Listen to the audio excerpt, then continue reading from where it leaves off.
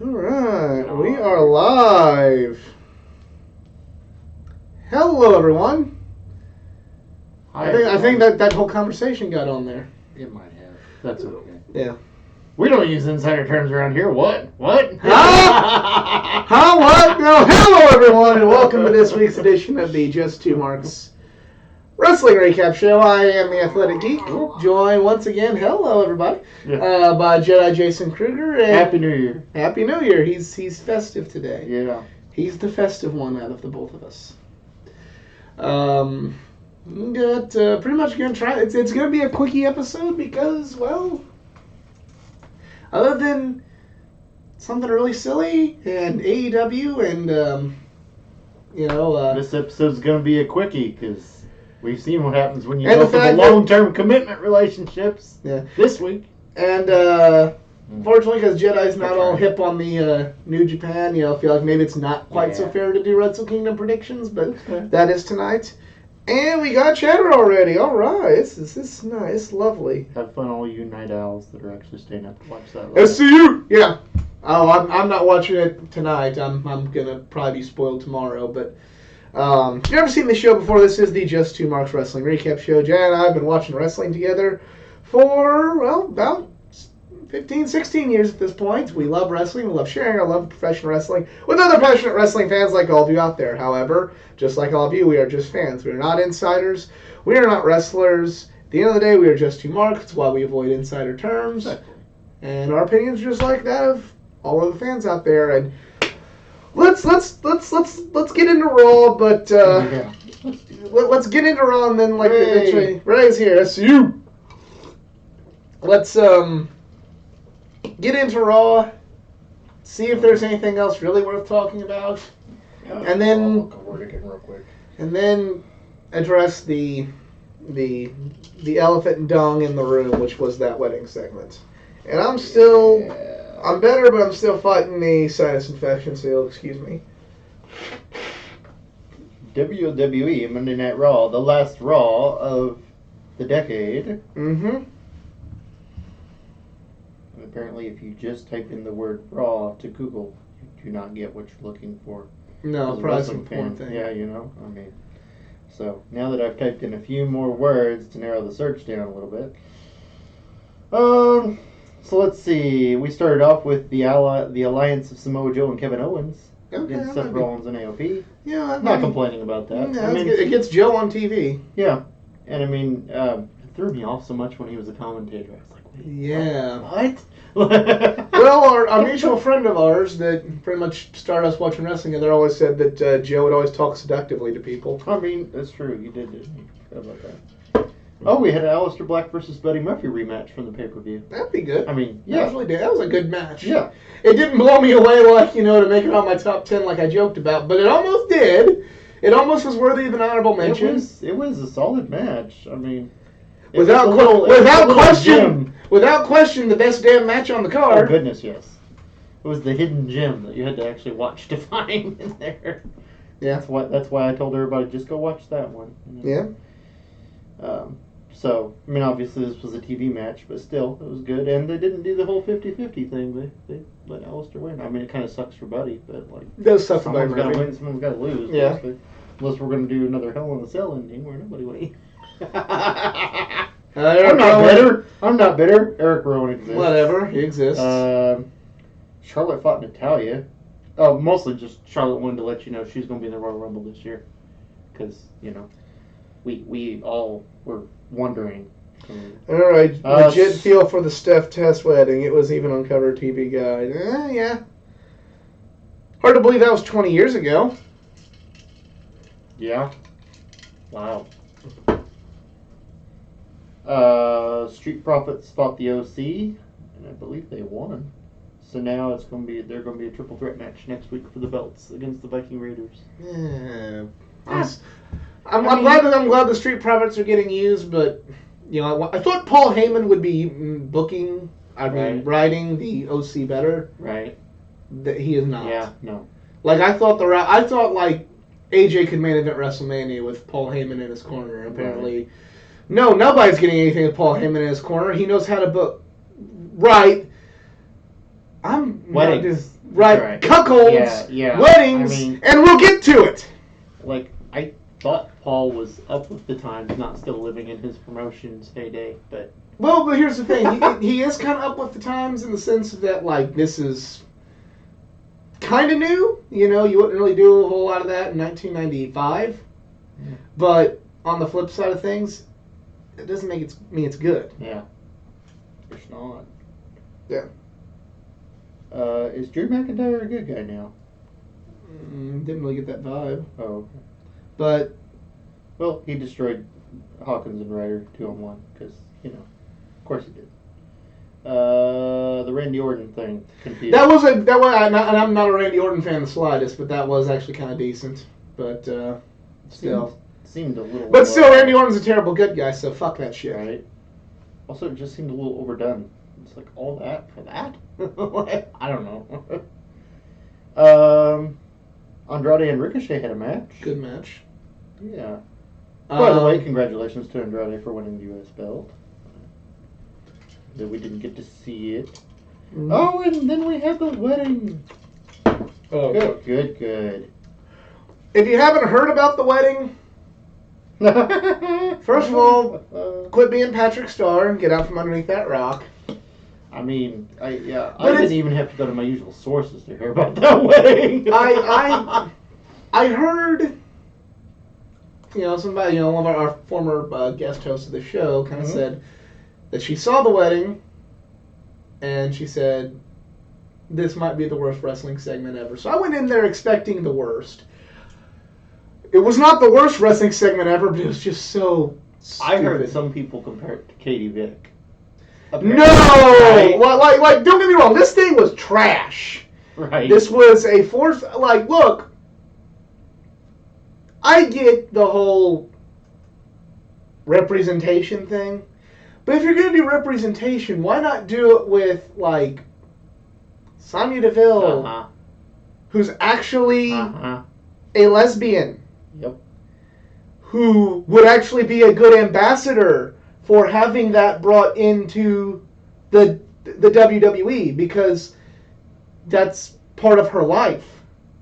To counter argument, the way they did this is not a good ambassadorial thing for that. Anyway. No, not at all. Like, it's more So- the exact opposite. Yeah, So it portrays Yeah. lesbian women as like jealous people that want to just like I'm not speaking for that community whatsoever. I'm not a lesbian. Who are we supposed to cheer for? Yeah. Are we supposed to cheer? I mean, other than like feeling good for Rusev because he kind of did get to, Rusev was the only person that I felt any empathy for during that whole segment, because it was Rusev who has been humiliated by his cheating wife this whole time, so he got to do something to ruin their day. So that's the only thing that I got like, well, at least Rusev got something good to happen to him. Right. But with the way it seems is it's either Lana broke up with Liv Morgan, and Liv Morgan, and decided she wanted to be with men instead, so Liv Morgan's jealous, or Liv Morgan got cheated on herself. So it's like Paul Heyman. Are we supposed to suddenly cheer for Lana because Liv Morgan is a crazy jealous lady, or are we supposed to be more upset with Lana because she didn't, follow through with her relationship with Liv Morgan and went with Lashley instead? Because I don't understand where I'm supposed to lie on this. Like, am I supposed to hate them all because, like, you about accomplished that? It's just crying for poor Liv Morgan. All that shit. It goes back to like when all this bullshit started with the Maria and Mike Kanellis Bennett thing, whatever. It's like, so either you root for a man to cause physical harm to a woman, right, or you hate the man because he's an evil person for being mad at his cheating wife. It's kind of a similar situation. Manipulative wife. Yeah. So she's the good person because he's an asshole for not wanting to take that, or you root for violence and harm to come to a woman. Yeah, this is kind of You can't win. It's a similar situation here. You're either rooting for the person who is either jealous that she didn't get what she wanted, and someone's like, I want to go with somebody else because I don't feel this way anymore. Or the flip side thing is you feel bad because, or am I supposed to feel bad because she? It's stupid. And where do they go from here? From a wrestling No, perspective? exactly. Don't you set up wrestling matches and wrestling storylines? See, this is some sort of weird mixed tag from hell. You That's know, what it. Back in the day, like before I really got into YouTube, I just had my Facebook page was just like a discussion group almost. And I remember way back in the day saying, post your most controversial wrestling opinion. Okay. And people kind of had this, that, and the other. And I remember one of them that I said was ECW is the most overrated, or is looked upon and is overrated because of that. Not that it wasn't innovative, not that it shouldn't be looked at as innovative or that changed the business, but so many things, for everything they innovated, they did something stupid that's like, that would, if that were to happen today, it'd be dumb.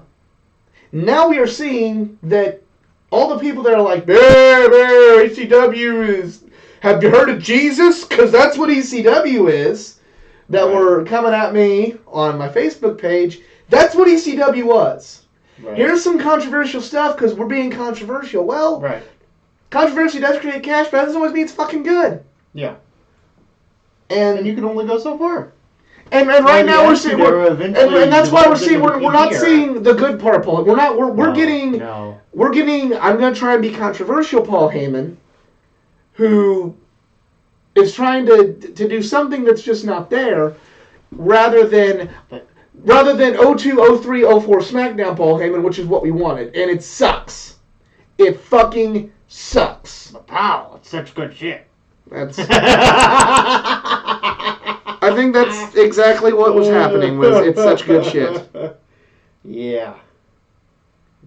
Let's just say Paul is earning a paycheck. Anyway. That's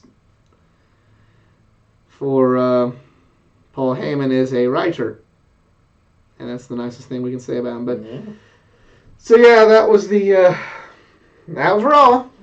Let's move on over to AEW, which was I'll dare say a near perfect show. We kick things off with Cody versus Darby Allin. Yeah. I'm not exactly sure how I feel about Arn being Cody's manager, coach, advisor, or whatever they want to call him. Right. On one hand, like if you want to use Arn in that role, like Cody's probably the one that it makes the closest mass sense for, especially if you don't want Arn to be a villain. Yeah. But it's like, why would Cody need a coach? He's a multiple-time world champion in other promotions. Yeah, you think he's veteran enough that having a coach doesn't even seem to be a thing. It's not like with Spears where like Tully is like, an advisor and a business. It's Arn is literally a coach. And they're villains. Yeah. So he can do the whole, oops, I helped you cheat thing. Yeah. He has. But, and some other friends have said, well, he's not like he's going to ride a skateboard with Darby, or, it's not like he's going to be with the Jurassic Express. I get it, but it's just kind of like, hey, why don't you just let Arn be Arn backstage and let him be an agent, and and everything's cool. But tend to agree. I guess he'll be helpful when the MJF fight comes around if Wardlow's out there. Or they could get some, or they could get a lot of boos and a lot of hate for doing something to Arn Anderson. True. Yeah, you got me there. Ooh. You want people to hate on MJF. Yeah. Watch when he beats up Arn Anderson. Yeah. You got me there. But still, him and Darby Allin fucking killed it. Yeah. Darby Allin, I was a little disappointed that Darby Allin didn't win, but I still think there's big things in store. I think 2020, you're really going to see Darby come into his own, even more than, Right. He kind of broke out last year, but he's going to be, if there's... He hurts my brain. Yes. I don't understand. I watch him move, and it doesn't seem human. I'm just saying, like, the way he moves his body hurts my brain. He's so fast. Women's title match, very good. Really enjoyed it. Glad Rio won. I want to point out, I said this on the AEW group on Facebook. So all the fans, and I use that term somewhat loosely right now, to all the wrestling fans bitching, about AEW letting Chris Statlander keep her booking. If AEW would have said, no, you're not keeping that booking, are you fucking crazy? This is a big night. Everybody on the collective internet would have been like, this whole thing started saying that, wrestling was for everybody. You could have independent promotion. That's what All In came out of. That's why there's Ring of Honor, and there's ROH, and there's New Japan, and there's AAA, and all that, and it fucking All In. And now, fucking forgot where they came from. Fucking scumbag company. I fucking hope Vince crushed them. They're worse than fucking Vince. Mm-hmm. But then they let her keep the booking. Yep. And they go, what a stupid fucking company, you fucking motherfucker, you're tell Smash, you gonna let her go work, and everyone's like fucking stupid, fucking like little independent show, by their fucking, just because they're fucking this dumb. What a stupid fucking company. Yep. I have never seen in the history, since 1994, when I saw Shawn Michaels jump off a ladder, have I seen a group of fans want a fucking promotion to fail more than AEW. Yep. To just... I mean, nobody bitched when Bray Wyatt went down with an illness and they replaced him with AJ Styles against Finn Balor at TLC. Yeah. Last year? 2 years 2 years ago. 2 years ago. Nobody bitched about that. No. I don't know if anybody bitched or not, but they didn't bitch near as loud when all of a sudden TNA's like, by the way, Kurt Angle's hurt. He's not going to be in this triple that we've been advertising for freaking 3 months. It's just That's what threw off Steiner's math, by the way. Yeah. He wasn't in the match. It was Kaz, so all the match. Well, Kaz didn't know that he couldn't beat him. Yeah, exactly. He was right. Kurt Angle didn't even try. Nice. But just like seriously, look, if you don't like AEW, if it's not your fucking cup of tea, that's fine. Don't watch it. That's fine. Hey, I don't care for AEW. Cool. I don't care for Raw. I don't care for Raw. I don't care for Will Ospreay, who's apparently the second coming of Christ. Apparently. I don't connect with Kazuchika Okada. He is the new Bret Hart, to where I like his wrestling, but I have no character connection to really get excited about it. I used to struggle to connect to Chris Jericho. Nowadays, he just amuses me to no end. But right. Back in his heyday, I guess, if you will, in the 90s, it didn't work for me. It's like, if you don't like it, that's fucking fine. Yeah. But it's seriously, stop looking for excuses. You're like, what can I hate about AEW today? What can I fucking hate about? Cody wrestling in a match. Fuck, what a piece of shit. He wrestled. Can you believe this asshole wrestling? He should just lose every match. Can you believe Kenny is a loser? I about used the other term, but we don't use those here, even though I'm paraphrasing other people. Kenny's a loser. Oh my god, AEW if he went to WWE. Yeah. Because everybody else who's went there sure is doing fine. AEW's using Kenny Omega the same way that they're afraid WWE would use him. It's like, Kenny Omega wins every match. Fucking Kenny Omega just wants to go and start his own fucking promotion. Mm-hmm. Just so he can win. That's fucking... That is the wrestling fans' thoughts on AEW, and it honestly, it pisses me off. And I'm not like... Thanks to another YouTuber, I found out that the wrestling fan community has been this bad since the internet was in its dial. Oh, I'm sure it was. It's fascinating. But it's things like this that make me go I'm not gonna, unless something bad happens, I'm never gonna not do it. But it's like, why would I want to do a show? Why would I want to share my love of wrestling with other people if that is the fucking community? Right. It's... You see that community, and then I see the community that I was a part of at StarCast, and the first StarCast and All In. Mm-hmm. And I go, wow, this is why I love professional wrestling. And then I see this, and I'm like, this is why I sometimes don't want to talk about it. Yeah. It's ridiculous, and I don't fucking get it. Okay, there's the first range of 2020. Women's match was really good. Glad Rhea won. Looking forward to seeing Chris Statlander. She's entertaining. She was really cool at Louisville Comic Con at the little Q&A they had. Never heard of her up to that point, but She just flew she, to the planet. she wrestled as Rogue, Oh, really? That's and cool. I'm a Rogue fan. Yeah. So And if you don't know what he's talking about, how are you here? Yeah.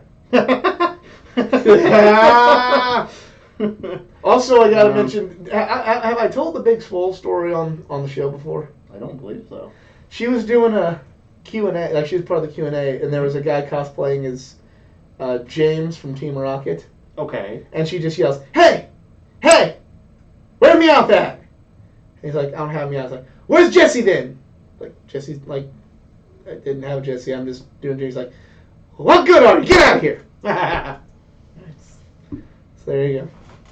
Dang, dude. How much would it cost to buy a Meowth doll? Just saying. Yeah. Anyway. At least carry Meowth. Or at the very least, coughing. Right? Yeah. Top 5 Raw weddings. None of them I've ever cared about. Number 1 is the Test and Stephanie, and then the rest I've just never gave a shit about. I didn't really enjoy the Kane Lita wedding. It was the Snitsky thing that came afterwards. It was too stupid. Like, what, 2 weeks later? That was just so bad. It was hilarious. Not the actual miscarriage part of the story. That afterwards, when he was apologizing and kicking baby dolls, and Yes. it was was not his fault. But it was anyway, hilarious for a season. Trent versus John Moxley. John Moxley. This was really Trent can hang, man. Trent can hang, and he is a damn good match. It showed Moxley's diversity, if you will. If you weren't watching the G1 Climax this year. Then before the match, Chris Jericho bribed Moxley with 49% control of the inner circle and a fancy schmancy new car. Do you think Moxley's going to take the car? Or do you think Moxley's going to do something to the car? Let us know in the comments section below. But yeah, great match. Yeah. Then we have Sammy Guevara versus Dustin Rhodes, and then while they did the picture-in-picture during the commercial, like, Sammy Guevara just had, like, so many signs. He was like Lodi. It reminded me of Lodi. Just asking for celebrity women to tweet him, and what he's going to do to Dustin. Dustin doing what Dustin probably should be doing. He's making new stars. Right. And he's whilst making them really pay for it, you know. Yeah, but you know, it speaks to the talent of Dustin. It speaks to just how awesome Dustin is. One, he's still having good matches with him. It's not like, you know, he's just. It's not like they suck. Especially considering like the role WWE had for him backstage. I mean, he could still hang in the ring pretty good for, you know. I mean. Right, and then two, he's still. Going at a good level. Yeah. You know, it's not. He ain't putting himself first. Undertaker. These days. He is not putting himself first, and he's also still making the match entertaining. He's not just going to be He's not just going out there, getting a bunch of moves done to him and going, "I am vanquished." Like, right. You still believe every time that Dustin's going to get the win. Yeah. It's almost like a Tommy Dreamer-like role. Yeah. That's the thing I was saying. I mean, it's like, yeah, you got the win, but, you know, you got the piss beat out of you first. Because, I mean, he's still hard-hitting old school. You know, I mean. Right. MJF revealed his stipulations that Cody must adhere to get a match at Revolution. The first one is he cannot touch him. The second one is he has to have a cage match with Wardlow. And the third match is he must get down on his hands and knees and let MJF whip him with a belt 10 times. Mm-hmm. MJF is an asshole. And I'm very aware that it is an act. I'm doing a show where I'm aware that all of wrestling is an act. Yep. I hate MJF. I want Cody to beat him until he is bloody. Yeah. But that's what makes him good. I'm not turning the channel. No. I want to see MJF get his ass kicked. And when he more than likely does not, we're going to hate him even more. That's why MJF is the best villain in the business. Yep. So, I agree. yeah. Hence why he was tied for my breakout star of the year. Right. All right, main event. We have versus the Lucha Brothers and the Bastard Pac.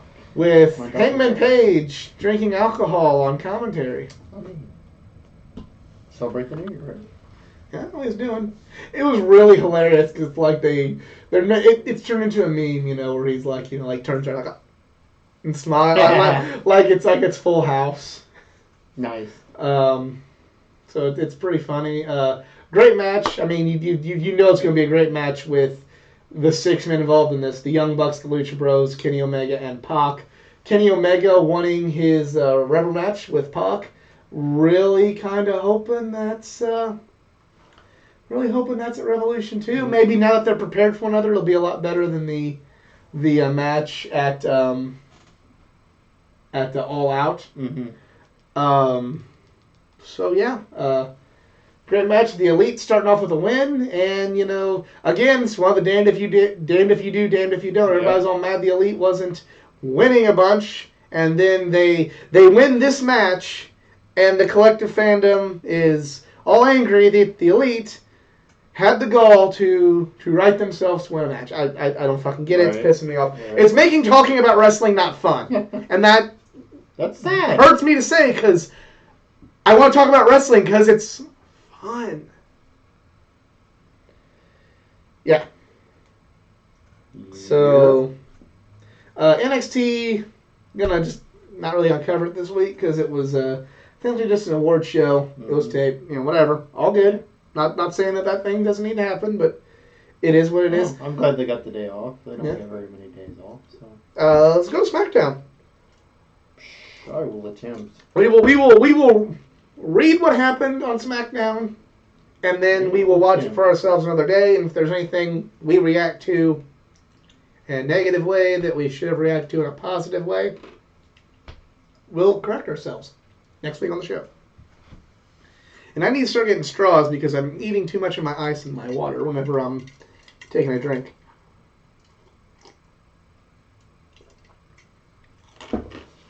Don't usually use this medium, but hey, here we go. Well, Sheamus is back. Sheamus Saved is back, yeah. Shorty G. Yeah. And then turned on Shorty G, so I don't know what's going on there, but happy to see Sheamus back. Very underrated talent, in my opinion, Sheamus. The Usos save Roman Reigns from Dolph Ziggler and Baron Corbin's dog food antics. That's something that happened apparently. The fact that they're just rolling with it. I get, Oh, Miz is the bad guy again. Good for Miz. okay, that's good. Because before MJF came along, he was the one I was singing the praises of being the top bad guy. in Ooh, the John business. Morrison had a cameo backstage. Just a cameo? That's what it says. An underwhelming cameo. I mean, this is the Forbes website because they actually had something posted recently. So, apparently, not a whole lot happened because that was basically their summary right there. Those were the things that jumped out at them. What did Daniel Bryan do? What did Daniel Bryan do? I think he was in a tag match against Dolph Ziggler and Baron Corbin. I think. Let me try to find. See if this does better. This might be better.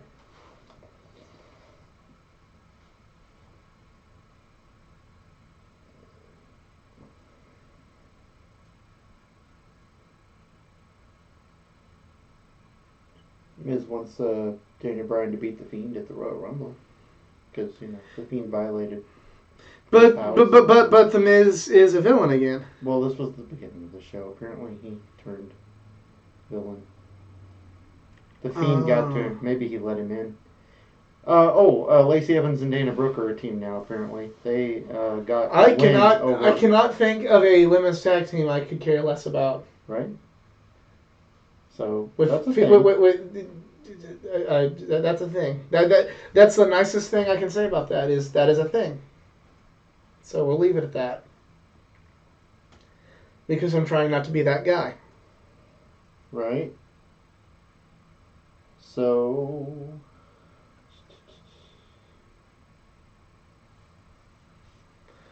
Elias was on TV. Good for him. That's always, it's never a bad thing. He actually got to finish his song. Cool. Yeah. All right. And he said he's going to be in the Royal Rumble. Good for him. We will be doing another giveaway for the Royal Rumble. Stay tuned in the future for details. But I think I'm going to combine the takeover to the night before and the Rumble. You pick pick both of them and they're all combined for the prizes rather than do them separately. Yeah, Shorty G beat Dish Wilder, right? Dish Wilder, yeah. And then the whole thing with Sheamus happened. And the whole thing with Sheamus happened. Because I didn't see that part. Kofi and Miz fought. Kofi won. Okay. Miz went nuts, attacked him. So that was the villain Yep. turn. Roman Reigns and Daniel Bryan were talking. I'll see their friends now. Oh, we got some.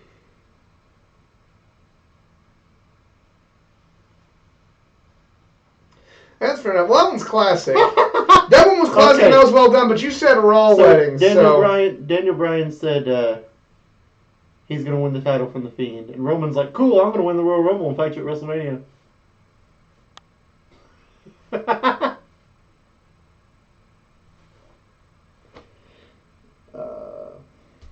Otis fought Drew Gulak and won.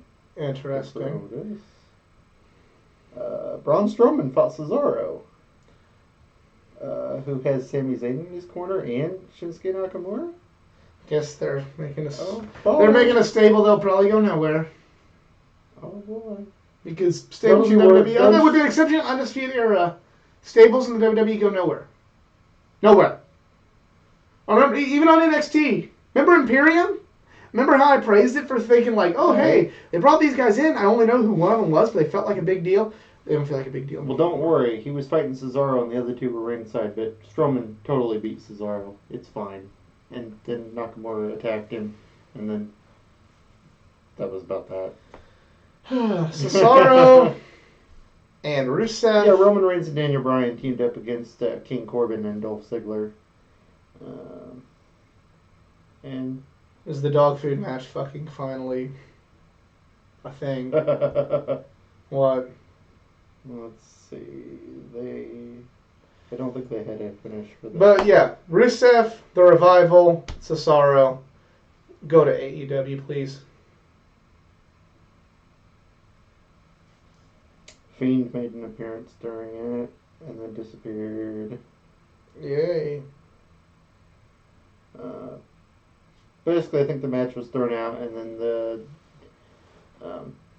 Bryan got distracted or teleported away with the Fiend, so Roman was left to the other two. But then the Usos came out of nowhere to save him from the dog food. The end. The end. Yep. They all stood tall. That's wrestling this week. Yep. Wrestle Kingdoms tonight. Hope it's good. Hope I'm sure it will be good. I hope we're not left with a knife pivot as double champion. But he might.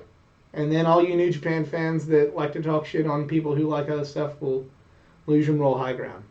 But I digress. That's my token Jay White shot I gotta take once per episode. So, there you go. I wonder how many people are actually watching Friday Night SmackDown now that's on Fridays. Yeah. I was just commenting. I don't...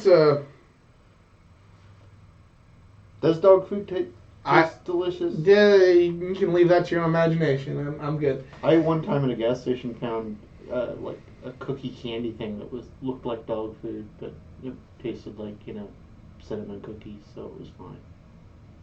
But yeah, it was supposed to look like dog food. Came in a little bag and everything. Well, it's kind of like the old game you'd play like at a baby shower. You know, you have like the melted candy bar in a diaper. That's right. And then you have to eat it to Yeah. find out, so it looks like you're eating That's right. baby poop, but it's That's not. And on that note, thank you all for watching this week's episode of the Just Too Much Wrestling Recap Show. If you enjoyed this video, please give it a like, share, subscribe for more content, not just from the world of pro wrestling, but from the world of comic books, anime, gaming, and all things geek culture. Go follow me on all my social media pages, facebook.com/athleticgeek89. Go follow me on Twitter at athletic_geek89 and follow me on Instagram at athleticgeek89. Jedi, no social media, because got kids, got a wife, he ain't got time for that shit. But contact me if you have a question for Jedi, and I will forward the message That's right. along. He will get back to you that way. But for Jedi Jason Kruger, I am the Athletic Geek. We are Just Two Marks. We're out. Have a good one. Stock up on your Mountain Dew, you weeaboos.